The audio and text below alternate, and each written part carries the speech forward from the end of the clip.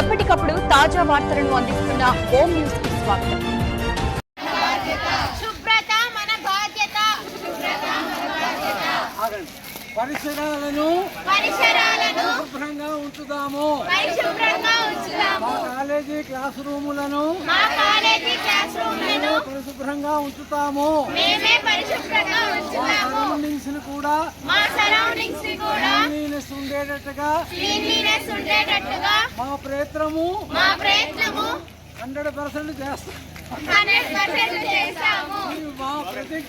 ఇది మా ప్రతిజ్ఞ.